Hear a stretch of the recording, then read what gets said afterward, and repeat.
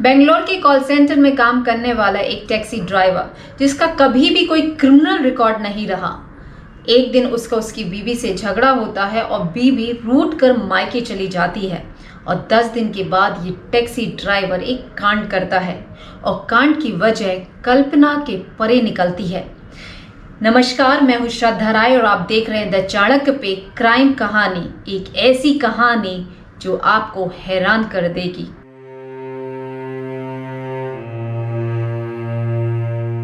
प्रतिभा श्रीकांत मूर्ति एक 28 वर्षीय महिला अपने पति पवन शेट्टी के साथ बेंगलोर में रहती थी।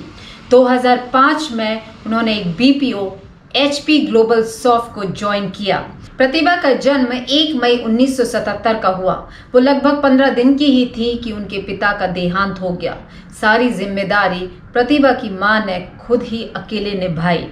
प्रतिभा को पढ़ा लिखा के एक अच्छे घर में शादी कर दी। शादी के बाद प्रतिभा कॉल सेंटर में जॉब करने लगती हैं। कॉल सेंटर में ज़्यादातर शिफ्ट नाइट में होती है, इसीलिए हर कॉल सेंटर अपने एम्प्लॉयज़ को घर से ऑफिस और ऑफिस से घर छुड़वाने की व्यवस्था करता है, यानी कि गाड़ी और ड्राइवर दी जाती है ताकि वो सुरक्षित अपने घर और ऑफिस पहुंच सके। ठीक यही सुविधा प्रतिभा को भी मिली हुई थी। हर रात को ड्यूटी के समय कंपनी से ड्राइवर आता था, प्रतिभा को कॉल लगाता था और प्रतिभा अपनी ड्यूटी करने के लिए गाड़ी में बैठ के ऑफिस पहुंच जाती थी। 13 दिसंबर 2005 आता है। ड्राइवर अपने समय से पहले ही वहां पहुंच जाता है और प्रतिभा को आने के लिए कहता है। प्रतिभा भी ऑफिस जाने के लिए तैयार होके कार में बैठ के ऑफिस के लिए निकल जाती हैं, पर जब ऑफिस में अटेंडेंस होती है तो प्रतिभा मिसिंग पाई जाती है। प्रतिभा को ट्रैक किया जाता है पर प्रतिभा के बारे में कोई भी सुराग नहीं मिलता है। उस रात को जिस ड्राइवर की ड्यूटी थी, यानी कि जगदीश, से पूछताछ होती है तो जगदीश कहता है कि उसने प्रतिभा को उस दिन पिकअप दिया ही नहीं। प्रतिभा के मिसिंग होने से हड़कंप मच जाता है और ये मिसिंग केस बन जाता है। अब पुलिस इसमें पिक्चर में आती है और सबसे पूछताछ करती है। पूछताछ के दौरान एक नए ड्राइवर यानी कि शिव कुमार का नाम सामने आता है, जो कि 3 दिन से छुट्टी पे था। पुलिस अब शिव कुमार के घर पहुंचती है तो शिव कुमार घर पे ही मिलता है। पूछताछ के दौरान ये सामने आता है कि 3 दिन से उसकी तबीयत खराब थी, इसीलिए वो घर से बाहर निकला ही नहीं।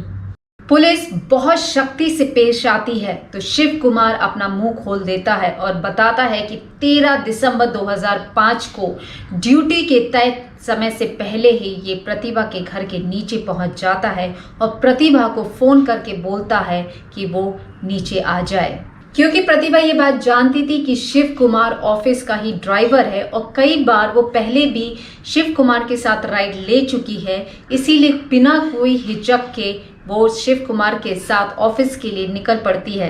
और शिव कुमार प्रतिभा को ऑफिस ले जाने की जगह एक सुनसान इलाके में ले जाता है, गाड़ी को रोकता है और प्रतिभा के साथ जोर जबरदस्ती करने लगता है। प्रतिभा अपने बचाव में काफी कुछ करती है पर वो मजबूर हो जाती है। पर अचानक से पुलिस की वैन पेट्रोलिंग करते हुए वहां पहुंचती है।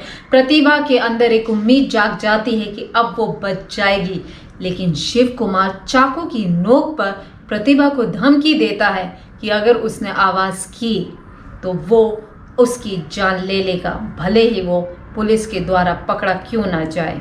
पुलिस बिना छानबीन के ही कि आखिर आधी रात को एक सुनसान इलाके में एक गाड़ी क्या कर रही है, वहां से चुपचाप निकल जाती है।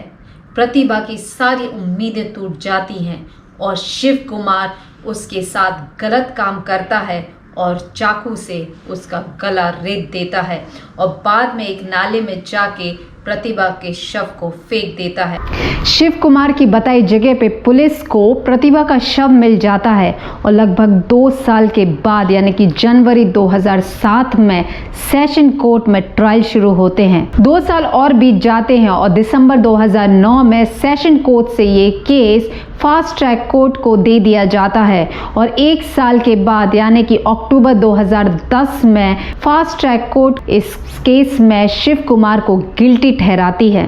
फास्ट ट्रैक कोर्ट इसे गिल्टी ठहरा तो देती है, पर ये केस 4 साल और चलता रहता है। यानी कि 11वें फास्ट ट्रैक कोर्ट में फाइनली शिव कुमार को आजीवन कारावास की सजा सुना दी जाती है। शिव कुमार की पत्नी ने उसे छोड़ दिया और प्रतिभा के पति ने भी पहले ही पल्ला झाड़ लिया था और बेंगलोर छोड़ के किसी और से शादी कर ली थी। शिव कुमार ने ये कांड इसीलिए किया क्योंकि शिव कुमार बहुत दिनों से अपने पत्नी के साथ फिजिकल रिलेशनशिप यानी कि संभोग नहीं कर पा रहा था, इसीलिए बैठे बैठे उसे एक दिन इच्छा हुई और उसने ये इस कांड को रच दिया। जब ये मामला लोगों तक पहुंचा तो सवाल महिलाओं की सुरक्षा पे आ खड़े हुए। 2005 में भी महिला सुरक्षित नहीं थी और आज हम 2023 में हैं, आज भी महिलाएं सुरक्षित नहीं हैं और आने वाले समय में भी महिलाएं सुरक्षित नहीं रहेंगी, क्योंकि जब तक महिलाओं को संभोग की वस्तु माना जाएगा उनका चीरहरण होता ही रहेगा। नमस्कार।